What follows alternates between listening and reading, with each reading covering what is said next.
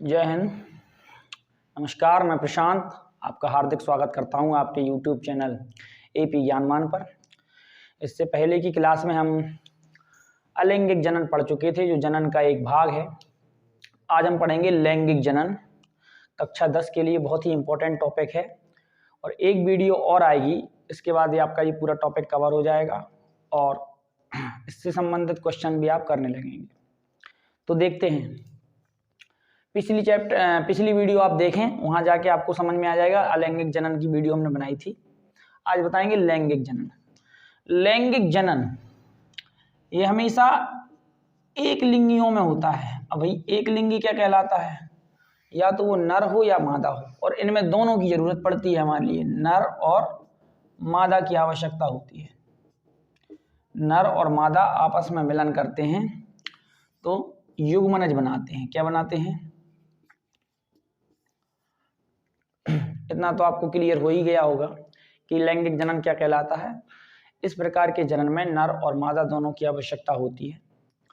और ये जनन किन किन में होता है? मानव, सभी पशु पक्षी, इनमें ये जनन होता है। और अलैंगिक जनन हमने पिछली बार बताया था कि एक कोश के जीवों में होता है। उसके टाइप भी बताए थे हमने आपको। विखंडन बताया था, मुकुलन बताया था और कायिक प्रवर्धन बताया था। चलिए देखेंगे। तो पहला इसमें क्या है? मादा जनन तंत्र। अगली वीडियो में हम आपको नर जनन तंत्र के बारे में बताएंगे, लेकिन पहले बताएंगे हम मादा जनन तंत्र। इस प्रकार का ये चित्र है। यहाँ पर ये क्या है? गर्भाशय है, जिसे अपन यूट्रस भी बोलते हैं, और थोड़ा ठेठ बुंदेलखंडी में बोले तो बच्चादानी। इसके नीचे वाला भाग ये वाला ये ग्रीवा है, जिसे सर्विक्स बोलते हैं। महिलाओं में जब बच्चादानी का कैंसर होता है तो उसकी शुरुआत यहीं से होती है। ठीक है। उसके नीचे का भाग है वेजाइना, योनि, जिसका काम क्या है? शुक्राणुओं को ग्रहण करना। जो नर शुक्राणु डालता है वो यहीं डालता है और उसके थ्रू यहाँ जाती है। ठीक है। अब थोड़ा सा ध्यान से समझेंगे और बहुत ही इंपॉर्टेंट टॉपिक है। ये देखिए, ये है क्या? अंडाशय। ये दो अंडाशय होते हैं।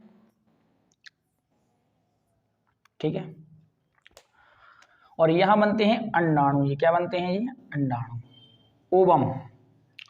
मानव में सबसे बड़ी कोशिका कौन है? ओवम। और सबसे छोटी क्या है? स्पर्म। स्पर्म किस में होते हैं? नर में होते हैं। ओवम किस में होता है? मादा में होते हैं। तो एक महिलाओं में एक चक्र चलता है जिसे एमसी बोलते हैं।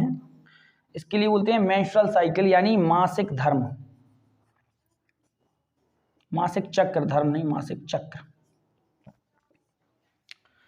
कैसे होता है, क्या प्रोसेस है, थोड़ा सा डिटेल में समझेंगे और ध्यान से समझेंगे।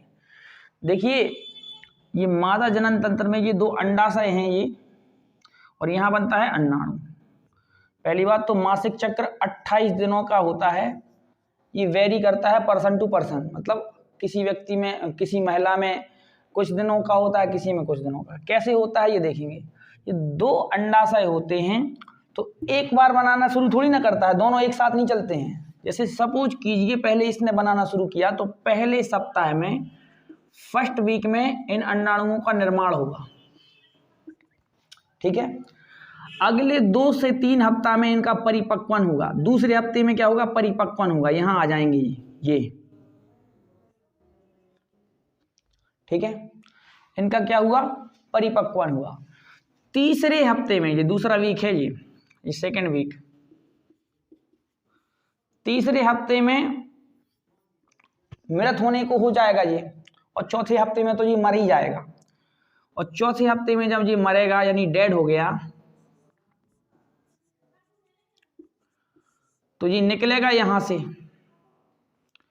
से निकलेगा तो इसकी जो यहाँ पे ये गर्भाशय की दीवारें होती हैं, ये छलनी कर देगा और खराब पानी के रूप में ये बाहर निकल जाएगा। ये पहला टर्म है। याद रखिए, हमने एक बार फिर से बताया आपको कि दोनों एक साथ काम नहीं करते हैं। ये यहां रहेगा। अगर इस समय कोई स्पर्म आकर इससे मिलन करता है तो वो क्या बन जाएगा, बेबी बन जाएगा, मतलब भ्रूण बन का आकार ले लेगा, ये निषेचित हो जाएगा। निषेचन क्या कहलाता है कि मादा का युग्मक पुरुष के युग्मक से मिल जाए, वो युग्मनज बना लेंगे। ठीक है, यही प्रक्रिया तो निषेचन कहलाती है। तो ये यहां रहेगा। कभी क्वेश्चन आ जाता है कि कौन से महीने मतलब कौन से हफ्ते में क्या नाम से इंटरकॉर्स किया जाए कि बच्चा हो जाए। तो हमने आपको बताया पहले हफ्ते में तो ये परिपक्व नहीं रहते हैं, लेकिन दूसरे हफ्ते में ये परिपक्व हो जाते हैं और तीसरे हफ्ते में इनके प्राण निकल रहे होते हैं। मतलब तीसरे हफ्ते का अगर मिलेगा तो निषेचन होगा, नहीं होगा चौथे में तो वो डेड ही हो जाएगा, खत्म ही काम है उसका। लेकिन सबसे आदर्श होता है दूसरा सप्ताह, क्योंकि जब यहाँ पर होता है, ये क्या है, फैलोपियन ट्यूब है, ये क्या है, फैलोपियन ट्यूब है, जहां पर क्या होता है, निषेचन होता है। क्या होता है, निषेचन होता है। और फिर से बता दे रहे हैं ये दोनों एक साथ काम नहीं करते हैं, पहले ये करेगा तो दूसरे महीने में ये करेगा, फिर ये करेगा, फिर ये करेगा, ऐसा चलता ही रहता है। पुरुष में प्रजनन क्षमता होती है 14 साल से शुरू होती है और आजीवन तक रहती है, जब तक वो मरे ना। लेकिन महिलाओं में ये वेरी करता है 50 साल तक, कभी कभी किसी में 52 भी हो जाए, पर्सन टू पर्सन वेरी करता है। तो 14 साल से शुरू होता है। ठीक है भैया, तो हमने आपको बताया कि दूसरे सप्ताह का जो अंडाणु है वो अगर शुक्राणु से मिल जाएगा तो भ्रूण बनने की संभावना है। वो भ्रूण कहाँ आ जाएगा, ये गर्भाशय में आ जाएगा। कहाँ आ जाएगा, गर्भाशय में आ जाएगा। अब ये यहाँ अब इसका बंद हो गया। तो कभी कभी महिलाओं में देखा होगा 4 से 5 दिन पीरियड रहते हैं, उस टाइम पर उनका सारा का सारा खराब पानी बाहर निकलता रहता है। कभी कभी किसी महिला को 7 दिन तक रहते हैं, वो पर्सन टू पर्सन वेरी करता है, जैसे हमने आपको पहले भी बताया। इसके बाद ये शुरू हो जाएगा, ये वाला हो जाएगा शुरू। तो 1 हफ्ता तो इसके भी बने, समझ रहे हैं ना आप, 1 हफ्ता इसका बना, ये भी क्या नाम से मैच्योर नहीं है। ये भी मैच्योर कब तक होगा, जो 2 हफ्ते, 1 और हफ्ता लग जाएंगे, दूसरे हफ्ते में ये मैच्योर होगा। अब ये ढूंढेगा क्या, शुक्राणु। अब शुक्राणु मिले ही नहीं, जब नहीं मिले तो इसके प्राण निकले, प्राण निकले यानी चौथे हफ्ते में ये डेड हो जाएगा, ये फिर बाहर निकलेगा। तो 1 महीने बाद फिर उनके क्या नाम से पीरियड्स आ जाते हैं। उसके बाद फिर कचरा खराब पानी निकल जाएगा, ये फिर शुरू कर देगा। तो ये प्रक्रिया चलती रहती है। इसके लिए बोलते हैं अपन लोग मासिक चक्र। क्या कहते हैं, मासिक चक्र। कभी कभार हम लोगों में जानकारी का अभाव होता है, इसलिए लोग हंसते हैं, हमें हंसना नहीं चाहिए। ठीक है, याद रखिएगा, वो भी मनुष्य ही हैं, वो भी कितना ज़्यादा कष्ट झेलती हैं। इसके बाद देखेंगे अपन लोग जो अंडाशय होता है अपना, अंडाशय, इसमें से 3 प्रकार के हार्मोन्स निकलते हैं। कितने प्रकार के निकलते हैं भैया, 3 प्रकार के। 1 नंबर पे है एस्ट्रोजन, जो माहवारी के लिए जिम्मेवार होता है, एमसी के लिए। दूसरे नंबर पे होता है प्रोजेस्टेरोन। ये क्या करता है, ये स्तनों का विकास करता है और गर्भधारण में सहायता करता है। कुछ लोगों को देखे होंगे कि उनका विकास नहीं हो पाता है, वो सुडौल नहीं लगते हैं, वो इसकी कमी के कारण लगते हैं, प्रोजेस्टेरोन की कमी के कारण। ठीक है, तीसरे नंबर पे हम आपको बहुत इंपॉर्टेंट हार्मोन बताने जा रहे हैं, ये रिलैक्सिन हार्मोन है। ये क्या कराता है, ये प्रसव कराता है। कभी कभार आप देखे होंगे कई महिलाओं की डिलीवरी ऑपरेशन के कारण होती है, ऑपरेशन होता है। वो किस कारण होता है, वो इस कारण होता है क्योंकि जो रिलैक्सिन हार्मोन है वो सीक्रेट ही नहीं हो रहा है उनका। जब रिलैक्सिन हार्मोन सीक्रेट नहीं होगा तो प्रसव में परेशानी आएगी। अब रिलैक्सिन हार्मोन करता क्या है, ये क्या करता है, इस ट्यूब को, गर्भाशय की नली को थोड़ा सा चौड़ा कर देता है। क्या कर देता है, चौड़ा कर देता है, जिससे बच्चा आराम से निकल आए। ये रिलैक्सिन। कुछ महिलाएं जो शहर में रहती हैं वो कभी कभार ज़्यादा प्रिकॉशन के कारण काम नहीं करती हैं, तो उनका ये संभावना रहती है कि उनमें से रिलैक्सिन ना निकले। ठीक है, कभी कभार कुछ ज़्यादा टैबलेट वगैरह ऐसी खा लेती है जिससे रिलैक्सिन हार्मोन ना निकले, तो उसके वजह से भी प्रसव पीड़ा होती है, मतलब प्रसव होने में कठिनाई होती है, ऑपरेशन होता है उनका।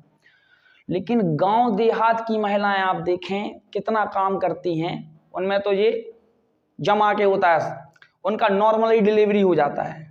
कई लोग बहुत ताज्जुब करते हैं कि अरे भाई कि इनका तो नॉर्मल डिलीवरी से हो गया, हमारा तो वही नहीं, हमारा तो ऑपरेशन हुआ था। तो ऑपरेशन इसलिए होता है क्योंकि रिलैक्सेन हार्मोन नहीं सीक्रेट होता है, इसकी वजह से उनको ऑपरेशन करना पड़ता है। चलिए, हमने आपको ये मादा जनन तंत्र के भाग बताए हैं, इनके सब हमने काम भी बता दिए हैं, किस प्रकार से ये काम करता है। और एक बार और हम आपको रिवाइज करवा दे रहे हैं कि हम पढ़ा रहे थे आपको जनन में हमने आपको अलैंगिक जनन पहले ही वीडियो में पढ़ा दिया था। दूसरी वीडियो में हम आपको लेके आए लैंगिक जनन। लैंगिक जनन इस प्रकार का जनन है जिसमें नर और मादा का होना अनिवार्य है, दोनों का होना अनिवार्य है। अलैंगिक जनन में दोनों का होना अनिवार्य नहीं था, एक ही मात्र कोशिका से 2 पुत्री कोशिकाएं निकल सकती थी, जैसे हमने आपको बताया था अमीबा है, हाइड्रा है वगैरह, ठीक है। और लैंगिक जनन में हमने आपको आज बताया है मादा जनन तंत्र किस हिसाब से ये वेरी करता है, ठीक है। अगली वीडियो में हम आपसे नर जनन तंत्र के बारे में बात करेंगे, ठीक है। कभी कभार एक क्वेश्चन आ जाता है कि मादा लिंग हार्मोन कौन सा है, तो मादा लिंग हार्मोन कौन है? एस्ट्रोजन है। क्या है? एस्ट्रोजन, ठीक है। और पुरुष लिंग हार्मोन जिसे टेस्टोस्टेरोन भी कहते हैं और उसी का दूसरा नाम है एंड्रोजन, ठीक है। बाकी हम आपको नेक्स्ट वीडियो में बताएंगे। तब तक के लिए आप अपनी नज़र इस पर बनाए रखिए, हमारे चैनल को सब्सक्राइब कीजिए, लाइक कीजिए और शेयर कीजिए। धन्यवाद।